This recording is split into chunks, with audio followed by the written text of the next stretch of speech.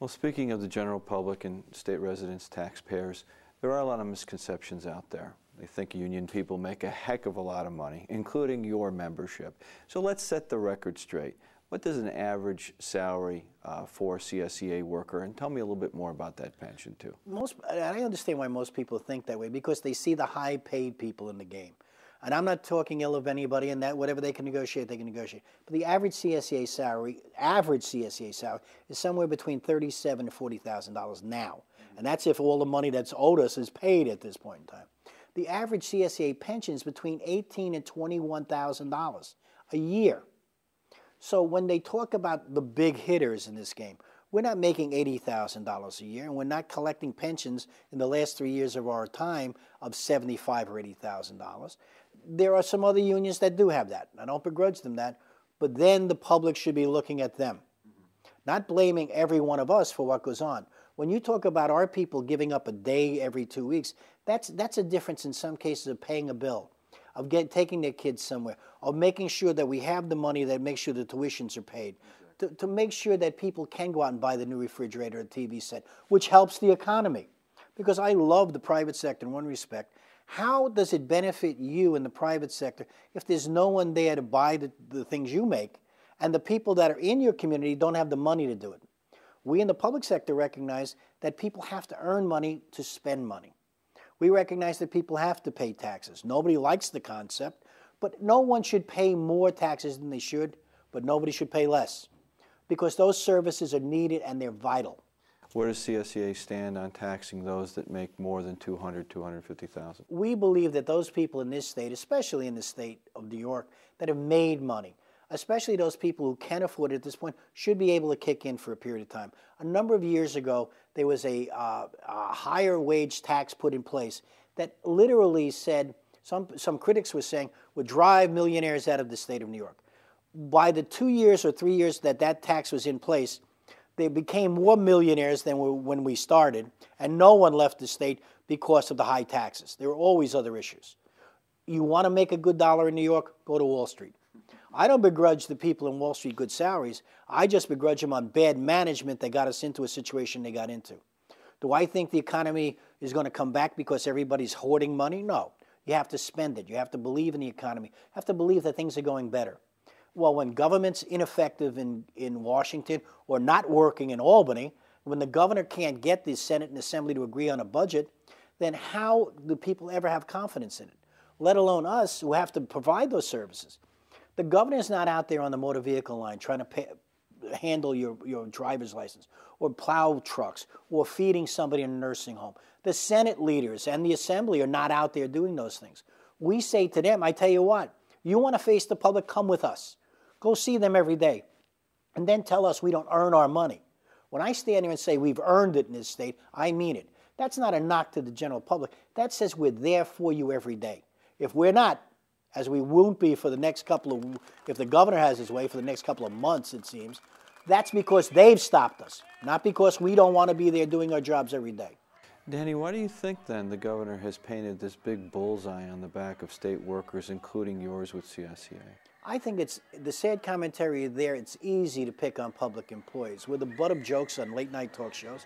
We're the ones that people say, well, gee, you drive 4 miles, see all these stanchions and see nobody working. You go to the Motor Vehicle Bureau and nobody's there to help you and this kind of stuff. People are unhappy, and I understand they're unhappy. They want a government that's responsive and works for them. We want to give them just that.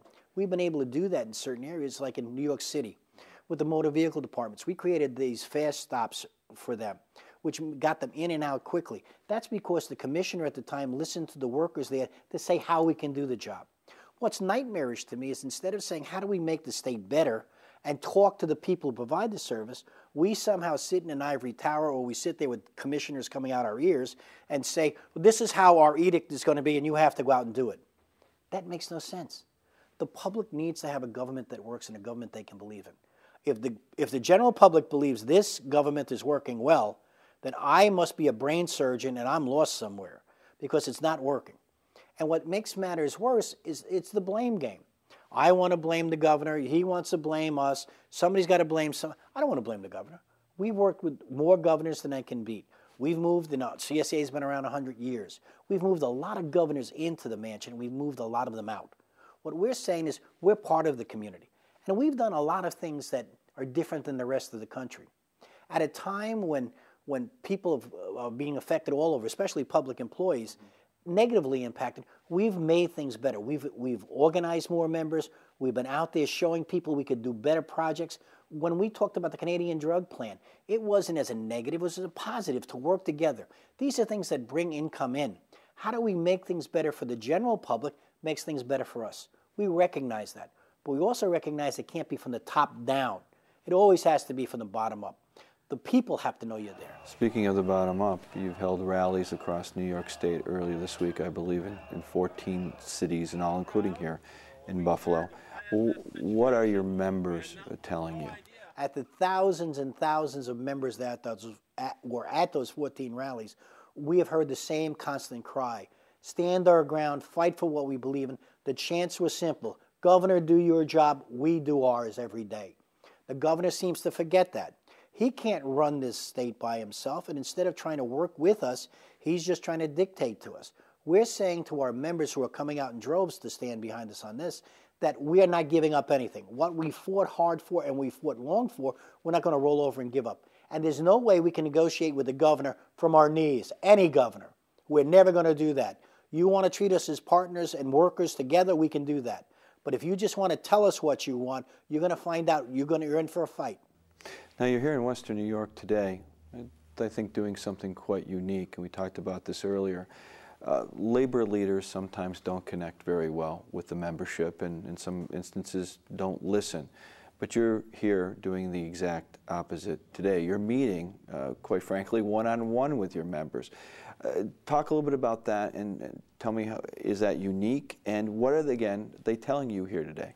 Well, painfully, I think it's unique in the labor movement. And I'd like to give you an answer why, but I don't have one. But in CSEA, at least for the last 17 years, no, it's not. Since the day I got elected, I recognize that you don't have to sit in Albany to be the president of this union. You have to be out amongst the members, listening to them. We came into this region today, which we've done over the last 17 years, to meet with members that are going to be coming in over the next 7 hours, to come in and tell me what they think is good or bad about their union, bricks or flowers. I'd love to tell you it's more flowers than bricks, but that's not the way of the world. But it gives them a chance outside of a convention or a meeting. Some people have never gone to our meetings. We have a convention every year of 1,000 members, but we have almost 300,000 members in New York. So this gives them an opportunity at least to try to come in if they want to. And very bluntly, it gives me an opportunity to say to them, when the oldest cry in the labor movement is, well, we don't hear from anybody, we don't see anybody. Wait a minute, if I'm taking the time to go around the state every year to give you a chance to come in and see me, why don't you? Because there's only one of me, and there's 300,000 of you. Together we can make a difference, but if all we ever do is criticize each other, nothing ever gets done. Can you say generically what's coming back to you that is constructive, good or bad, that you'll take from Western New York and attempt to apply in what CSEA does? Well, the saddest commentary we have coming back now because of what's going on is the uncertainty about what it means. What happens? Who's being furloughed? What do we do next? What's the next step in this process? And the real nightmare is the commentary from the lieutenant governor yesterday in Albany, who said, well, if furloughs failed, then layoffs are next. I think that's an interesting commentary from a group that says we don't want to sit down and negotiate or talk to them. If all we're saying is no, what are they saying? Because it's either our way or the highway. That's not the way you negotiate. We'd rather sit down and say, hey, how do we make things better? How do we find an alternative, as we have with some of our proposals? But what we're trying to get at is, if we're doing this together as a partnership, we can make something happen. If you're just going to dictate to us what you want to do, then we're going to fight you, because we have no other way to do it. We want to cooperate. We want to make sure government works, but not on our backs and not because we have not caused the problem. We're here to help with the solution, not the nightmare of what's caused this thing.